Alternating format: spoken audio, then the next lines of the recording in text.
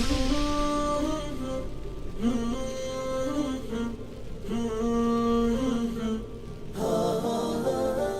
الحمد لله نحمده ونستعينه ونستغفره ونعوذ بالله من شرور أنفسنا ومن سيئات أعمالنا من يهده الله فلا مضل له ومن يضلل فلا هادي له وأشهد أن لا إله إلا الله وحده لا شريك له وأشهد أن محمدا عبده ورسوله يا أيها الذين آمنوا اتقوا الله حق تقاته ولا تموتن إلا وأنتم مسلمون أما بعد السلام عليكم ورحمة الله وبركاته.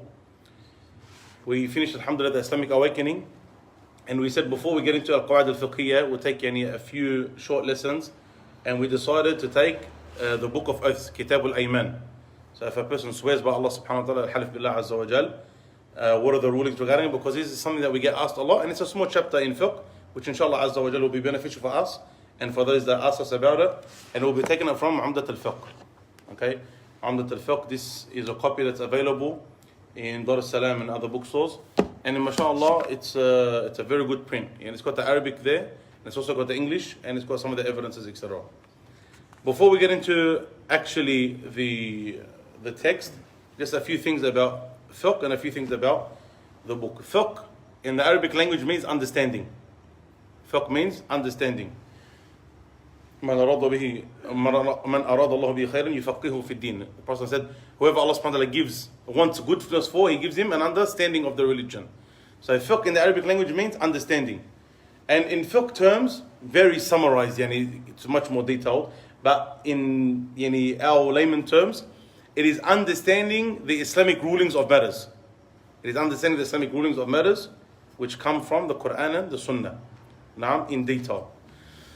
Fiqh is extremely important to study. Not just one chapter or two chapters, but as much of fiqh as you can. Why? Because you know how to worship Allah subhanahu wa ta'ala. And that's why it's such an honorable science to study. Aqeedah, tab'an, is number one, because it's your belief in Allah subhanahu wa ta'ala. With it you become a believer, and without it, ayyadan billah, you become a disbeliever. But once now you're a believer and you need to know how to worship Allah subhanahu wa ta'ala, there's not many sciences that are going to be able to compete with the science of fiqh. And it is one of the most practical sciences to study, because you need it and everyone else needs it. So if you know how to worship Allah subhanahu wa ta'ala properly, you're fulfilling your duty as a believer. And when other people come and ask you for advice, the majority of the time, the vast majority of the time, over 90% of the time, they're asking you to do with matters of fiqh. And the study of fiqh is extremely comprehensive. From the everyday matters like tahara, salah, very, very, very common questions. You get asked them all the time. Does this break my wudu? Does it not break my wudu? If a woman gets her menses, how does she go about it? If I pray this way, is it wrong? Is it correct? Etc. This is a very common questions. Two things like in Ramadan. Again, when it's that season, you always get asked questions. Does this break my fast? Is this acceptable in my fast? Am I rewarded for this? Is this accepted? Is this makruh? Etc. Two things which a person may need depending on his circumstances. If a person is dealing in business, Sheikh, is this halal in business? Is this transaction halal? Is this riba? Do I have to have a contract here? To matters of qada, settling matters between people. Maybe you're a muhakkam, you're like a judge between two people. People come to you, this is what happened, what's the correct way to go about it? All of these, the only way you're going to study and get to know it properly is through fiqh. While seerah is important, Quran and tafsir is important, the study of hadith is important. From the most practical ones that you're going to study is the study of fiqh. And this is why it's very important for every single one of us to study. Even if you don't want to be, wallah, a major alim in fiqh, even knowing the basics is extremely important. Alhamdulillah, we've done here the fiqh of tahara and the fiqh of salah. But as you can see, this is volume number 2 of a basic book in fiqh. Okay, and I'll get to the book soon, inshallah. This is volume number 2. There's 2 volumes to this copy. This is number 2 of a basic book in fiqh. So, it goes through marriage, divorce, business transactions, jihad, fasting, zakat, hajj. All of it is there. Now, all of the facets of life is there, and the higher you go up, the broader the branches stretch. The book that we'll go through is Umdat al-Fiqh. Umdat al-Fiqh is a book based on the Hanbali madhab. It's by Ibn Qudamah rahimahullah, one of the main ulama in the Hanbali madhab, and it's considered the basic book of fiqh in the Hanbali madhab. And if someone wants to come and study the Hanbali madhab, a basic book of fiqh, the first thing pretty much they're going to study, if something which is a bit more comprehensive, is the Umdat al-Fiqh. There are others. There are other books like Dalil al-Talib, subhanallah, I forgot. Akhtar al-Mukhtasarat.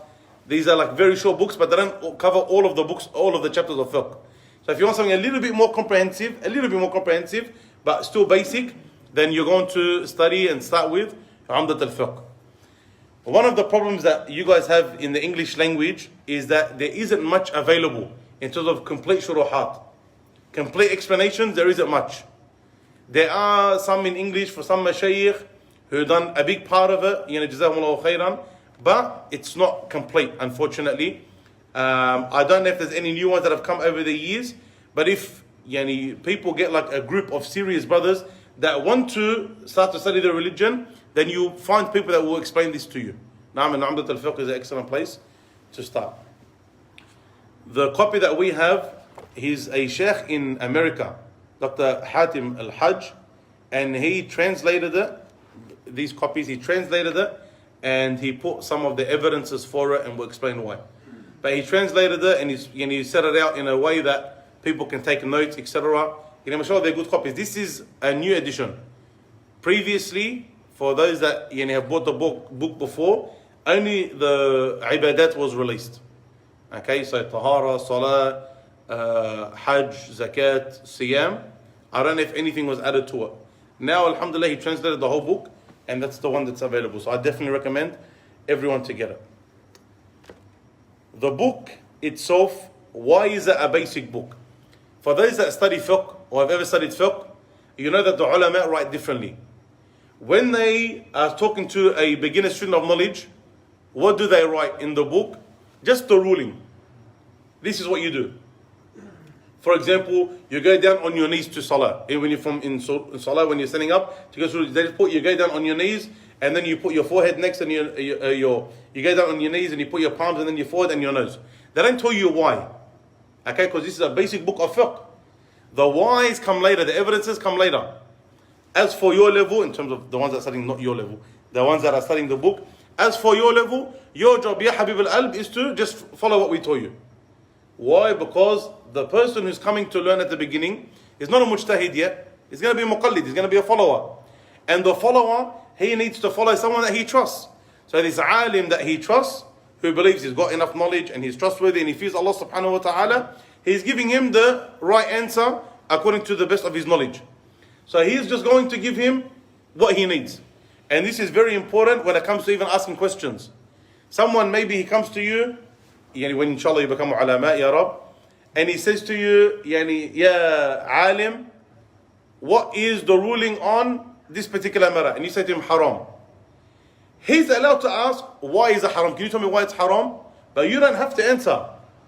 You don't have to reply. This is a general rule. There are exceptions. We're talking generally. Why? Because if you made up a fabricated hadith and said it's in Bukhari, is he going to know the difference? He's not going to know the difference. If you told him, because this is lafz am, واللفظ العام في سياق يعني كذا يعني يفيد كذا. He's going to look at you and say, Jazakallah khairan, I don't want sahar. I just want the answer. He says, it's not sahar, it's got nothing to do with sahar. This is just usul al-fiqh.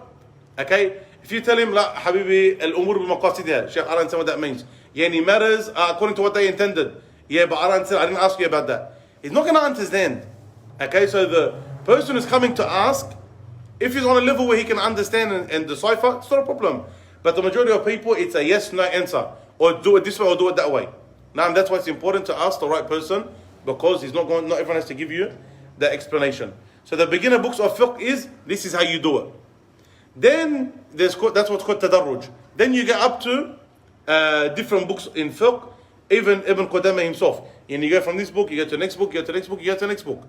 Okay? The next book would be, for example, one similar style, but it's got the evidences in you. Why you do what you do.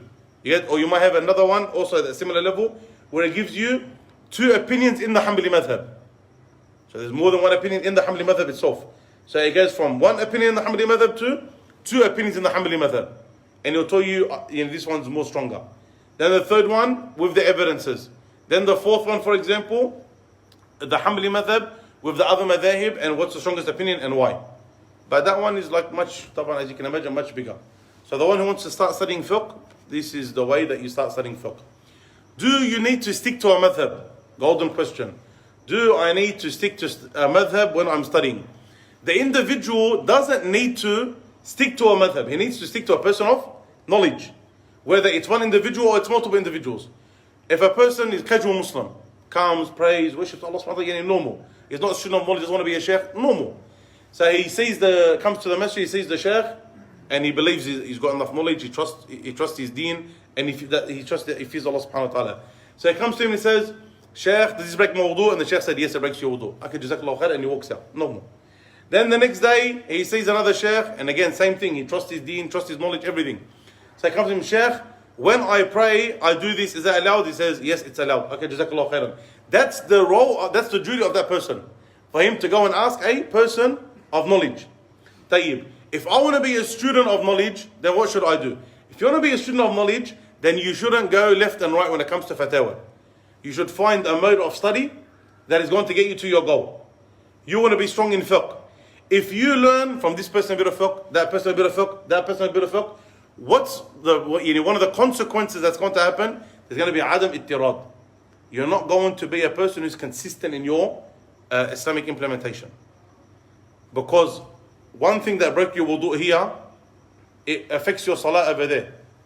But if you go and ask this person, ask that person, you're not going to understand how does it affect my salah here, affect my wudu here, but it didn't affect my salah over there. Because you got two different answers, because you expect to do different people.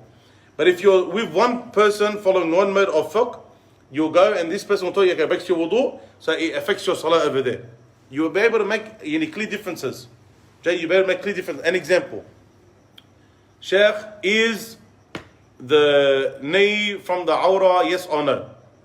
For example, the Sheikh says, no, it's not from the awrah. Okay, here's an example. It's not from the awrah, you're allowed to show your knee. You go to another Sheikh and he says, Sheikh, as I was praying, my knee became uncovered. Does it break my salah, yes or no? And he believes that it's from the awrah. So he says, yes, if you purposely uncovered it, or it was uncovered for a long time, then it breaks your salah. They say, jazakallahu khairan. You have two answers in your mind. You don't know how they came to those answers. But what you have done is you've implemented two different rulings in fiqh for the same mas'ala. You've implemented two different rulings of fiqh for the same mas'ala. But if you are studying with one person, fiqh from A to Z, the person who said, no, it's not awrah, he's going to tell you also in salah, and no, it doesn't break your salah. Because it doesn't affect your salah because your awrah was still covered. So you're consistent. Okay, you're consistent in the study of fiqh, and this is very important.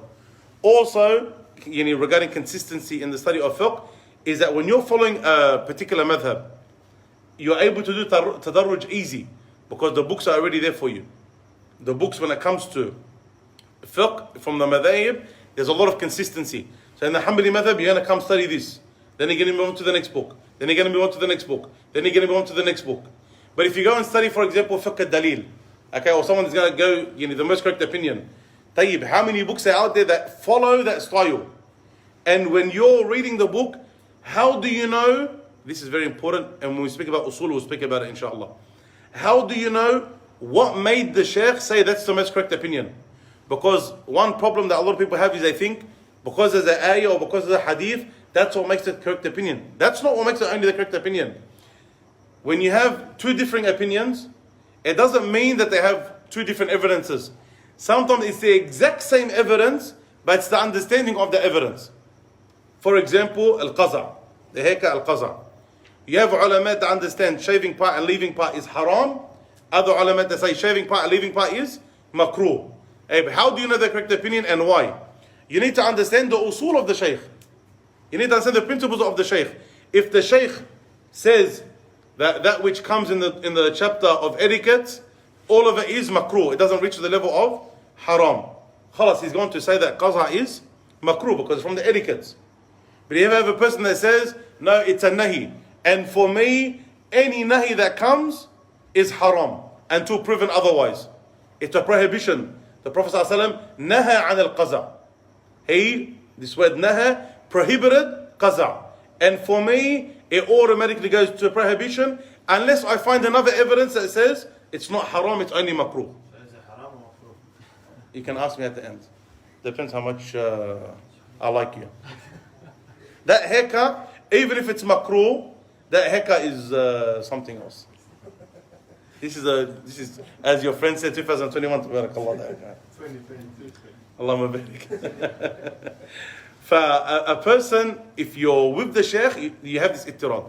And if not, you have this ittirab. You're constantly going against your own self in understanding what's right and wrong in fiqh.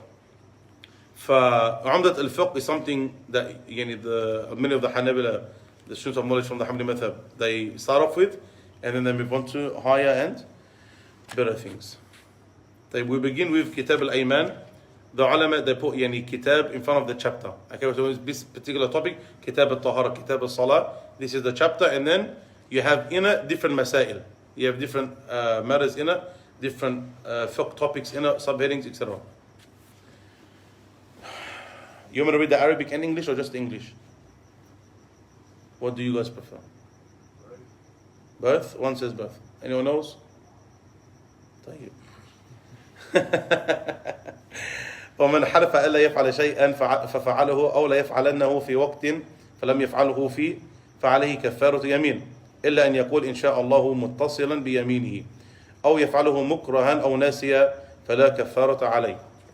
I'm going to give an example of how this one little, not even a paragraph, but let's just call it a paragraph.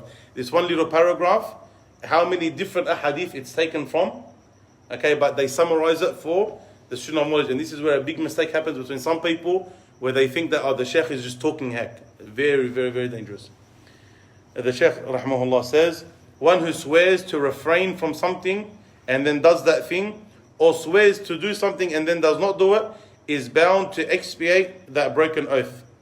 Expiation is not required if he says insha'Allah, which is connected to the oath without separation, or if one does it under coercion or out of forgetfulness. If one, we usually read and then we go back and we break it up. If one swears to refrain from something and then does that thing, or he swears to do it and then he doesn't do it. So he says, Wallahi, I'm not going to eat chicken. And then he ended up eating chicken. Or he says, Wallahi, I'm not going to speak to Fulan. And he ends up speaking to him. This is when an expiation is required. Except, what? Expiation is not required if he says, Insha'Allah, connected to it. So if he says, Wallahi, I'm not going to speak to that person, Insha'Allah. It was connected.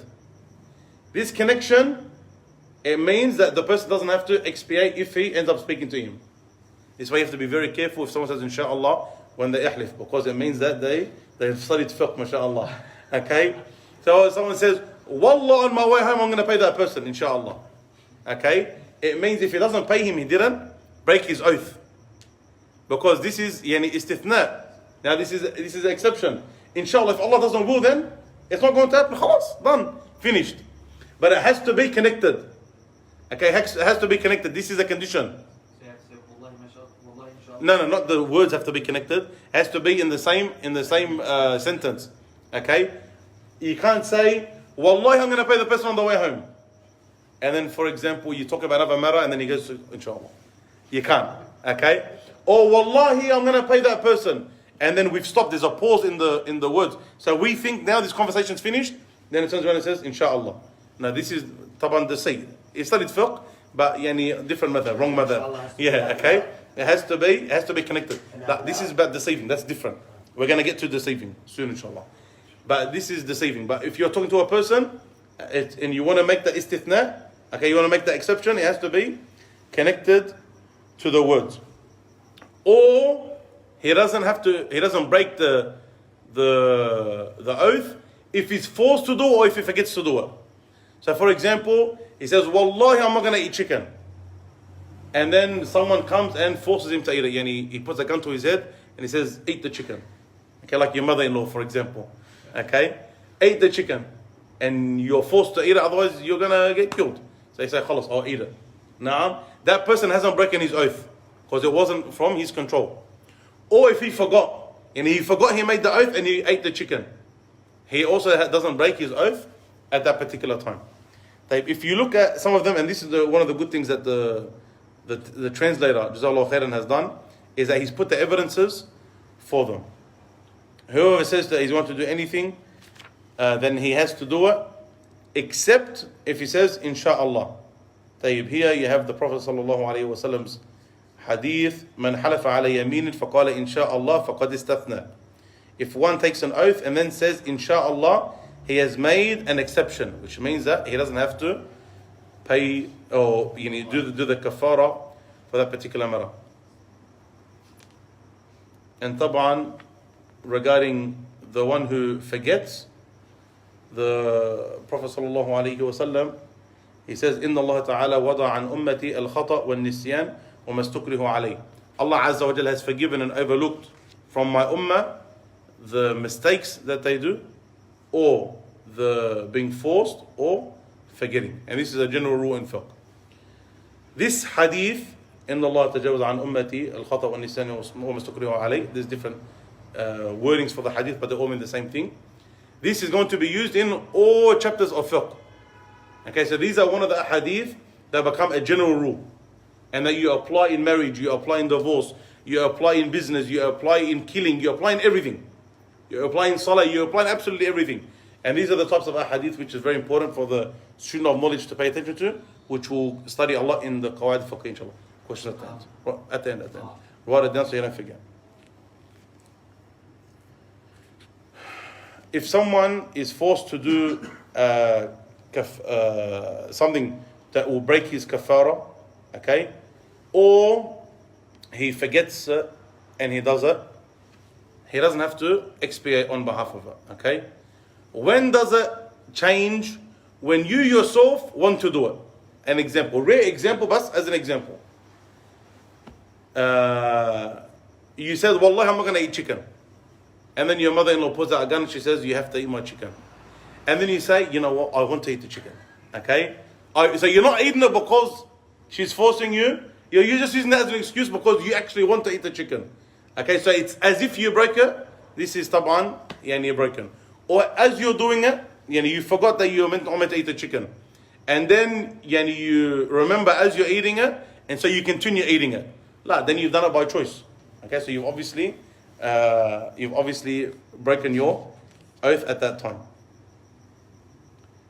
وإن حلف ألا يفعل شيئا ففعله مكرها أو ناسيا لم يحنث.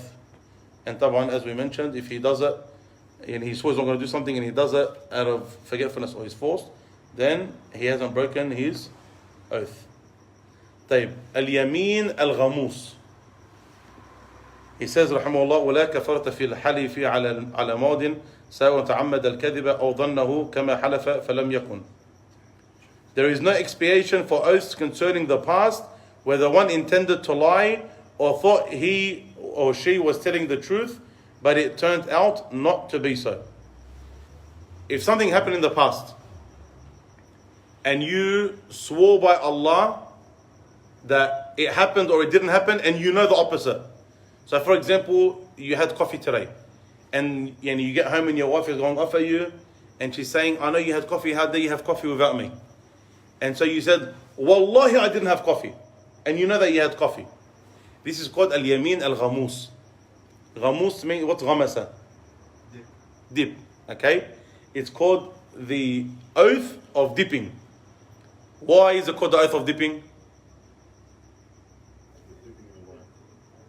Dipping a lie? Good, but not good, because it dips the person in the hellfire. Because it dips the person in the hellfire. For that word, it dips the person in the hellfire. Ayadhan billah. So this person knows that he's lying. Taban, this is a major sin. This is a major sin, but there's no kafara for this. There's no kafara for this.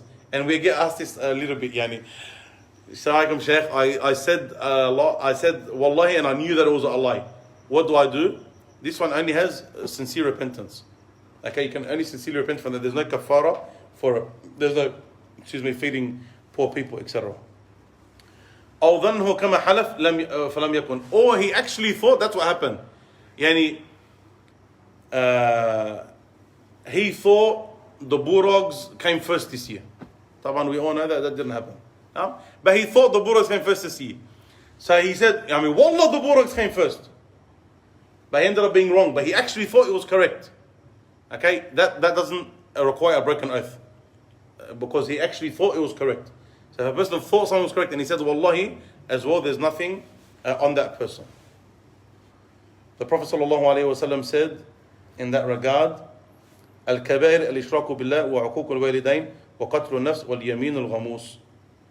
The major sins are to associate partners with Allah subhanahu wa ta'ala, to be bad to your parents, to kill a soul, an innocent soul, and al-yamin al-ghamus, the dipping oath.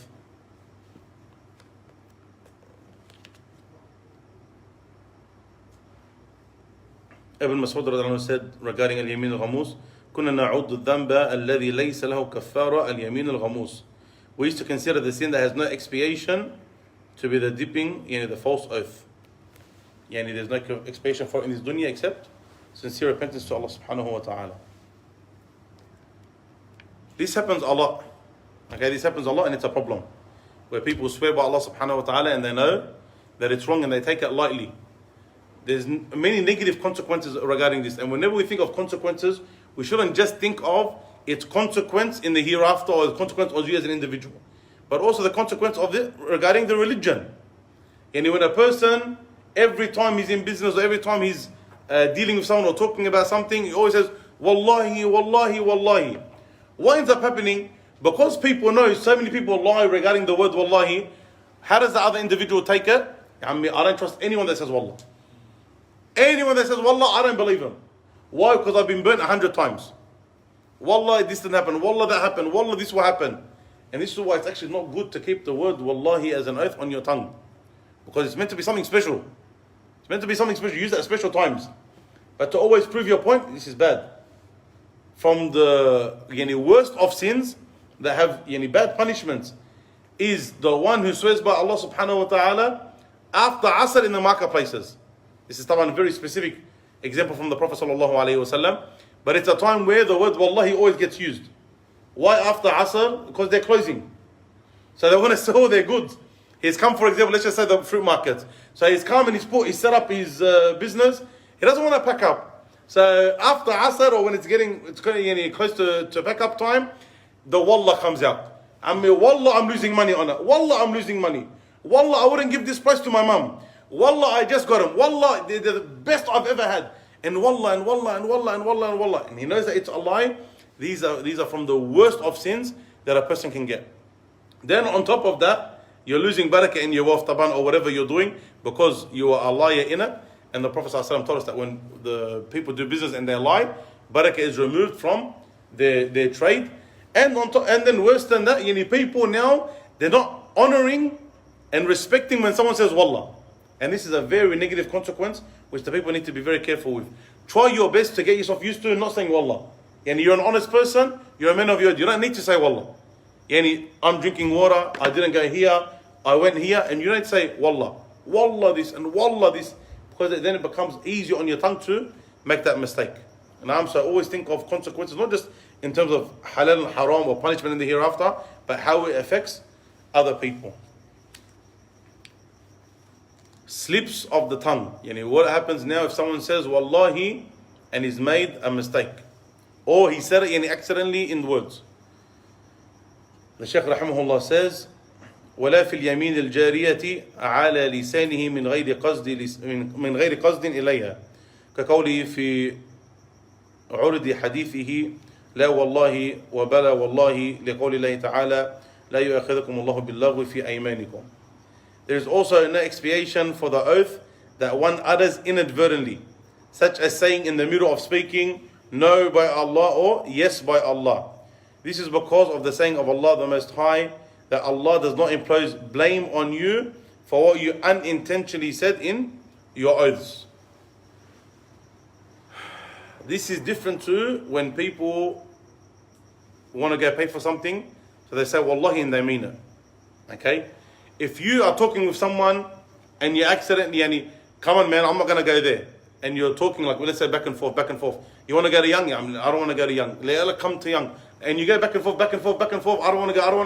Wallah, I'm not going to go. Like you didn't mean it, it just came out in the words. And then you ended up going, that's not counted here.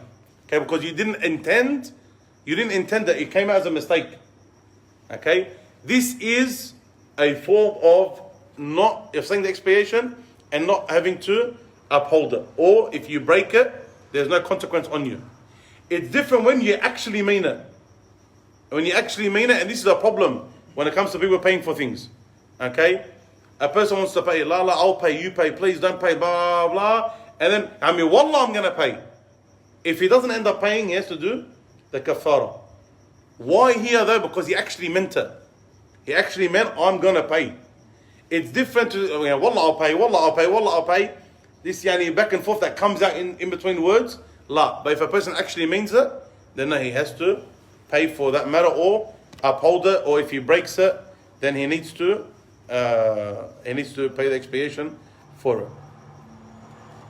And this is from the rahmah of Allah subhanahu wa ta'ala.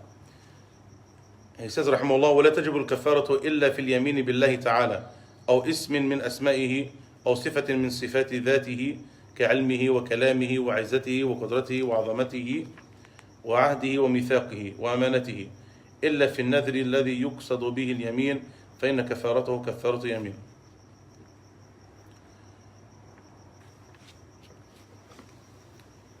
And expiation is only binding, this is very important. And expiation is only binding in the case of breaching an oath made in the name of Allah the Most High, or one of His names, or one of the attributes of His that, His divine essence, such as His knowledge, His might, His power, His greatness, His covenant, or His trust.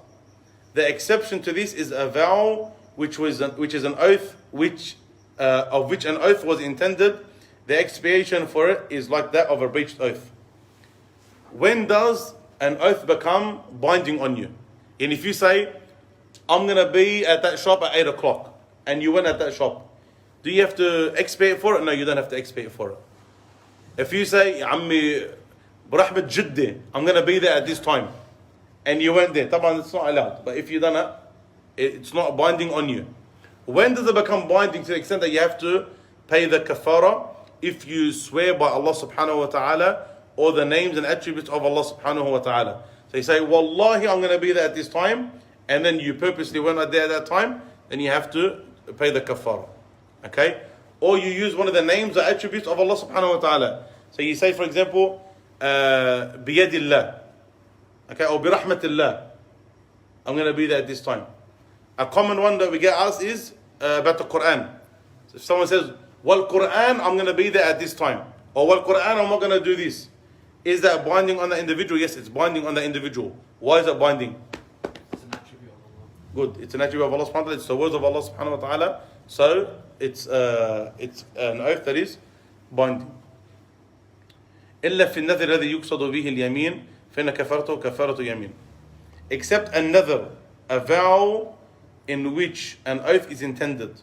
Okay? If a person says, if I get 90s in my exam, then I'm going to slaughter 100 sheep. Okay? This, some of the ulama said, this is like an oath. He meant it like an oath. But because it's conditional and it's to do something, you have to do it. Even if you didn't say, Wallahi there. Okay? There's difference of opinion on that matter. And if I get knowledge on my exam, I'm going to do this. If I get accepted to this university, I'm going to do this. If Allah blesses me with a child, I'm going to do this. Then you have to do it because it's like an oath that you've taken.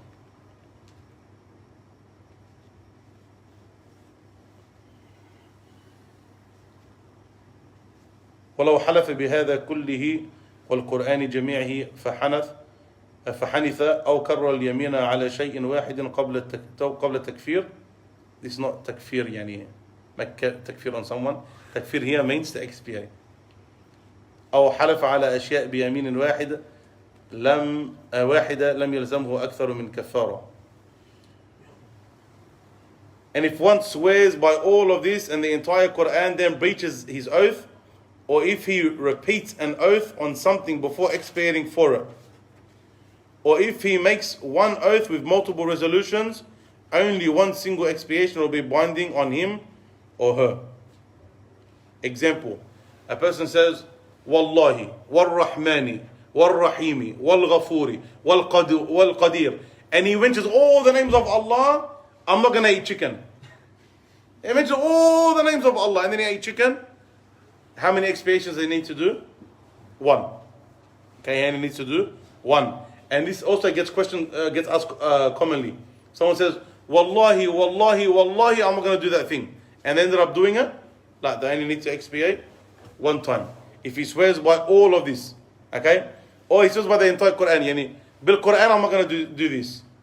And he ends up doing it. Does he have to do it for every single verse? La, yani, only 1 expiation at the end.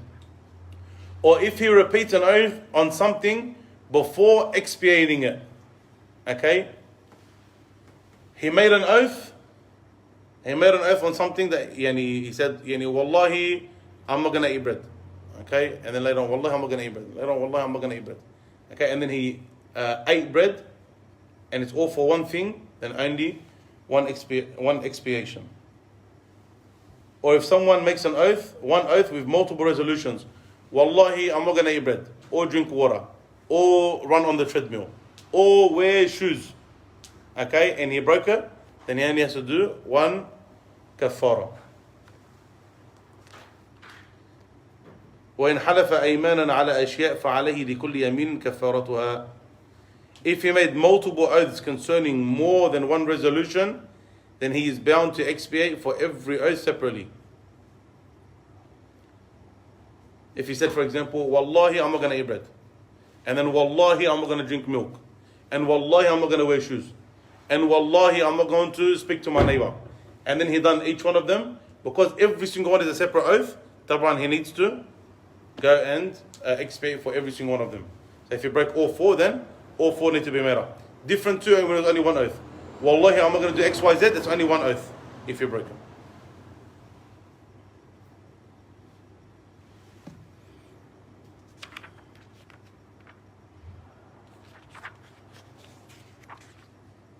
We'll take one more of the sub-chapters and then we'll stop, inshallah. Regarding the ta'wil, this is the explanation of, or the intention that you had. ومن تأول في يمينه فله تأويله إلا أن يكون ظالما فلا ينفعه تأويله لقول رسول الله صلى الله عليه وسلم يمينك على ما يصدقك به صاحبك. One who equivocates in his oath by intending something other than the obvious implication of his statement is judged according to his intention, except for the wrongdoer whose equivocation will not benefit him, and he's changing the meaning, will not benefit him. This is because the Messenger of Allah sallallahu alaihi wasallam said, your oath is about the matter that your companion believes it to be about, because of your oath. What does that mean? Now I say to you, Wallahi, I'll pay you soon. You understand from me soon to mean what? Yani, couple of days, in the very near future, a couple of hours, maybe a week, maybe 2 weeks, depending on the situation, you understood a certain matter. If I say, la, Sheikh, that's not what I meant. I meant soon in like the years of Nuh alayhi salam. Yani 100 years maybe, yani a long time. Taban, is that accepted in front of a judge? La, it's not accepted in front of a judge. Why? Because this is not something which is normal. It's not something which is normal.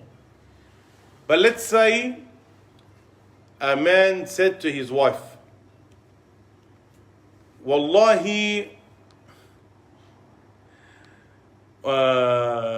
Wallahi, I'm not going to buy you shoes. Wallahi, I'm not going to buy you shoes. And then he went and he bought her thongs, for example. Okay? And then the wife says she wants to take him to court. La, Sheikh, he says, not going to buy me shoes. He has to pay the kafara. She doesn't like him. She wants him to pay the kafara. And the man says, no, Sheikh, to the qadi. La, ya qadi, I said I'm not going to buy her shoes. And I intended actual shoes. And how I understood is that thongs, they don't get involved in it. They've got nothing to do with actual shoes. And she says, la, shoes could mean all of them. the qadi, the judge can go back, what's your intention? If he says, I intended shoes, as in like actual shoes, sneakers, boots, etc., and I didn't mean thongs, he says, okay, khalas, you don't have to pay the kafara. So where does the intention count? That one is between you and Allah subhanahu wa ta'ala. That's the asal. But if it's a matter that ends up in court, then it goes back to what's reasonable. What's reasonable? Did you actually, we ask him, what did you mean? If he says something and it's reasonable, then like the soon, for example, to mean 1 week, 2 weeks, khalas, that's reasonable. And he accepted. But if it's unreasonable, like the person says, la, I meant the years of Nuh alayhi salam, the judge will throw this out. جيد. And then you have a very important part, فَلَهُ تَأْوِيلُهُ إِلَّا أَنْ يَكُونَ ظَالِمًا, except if he's a zalim, except if he's eating the right of someone else. Okay, except if he's taking the right of someone else. Let's see if he gave an example.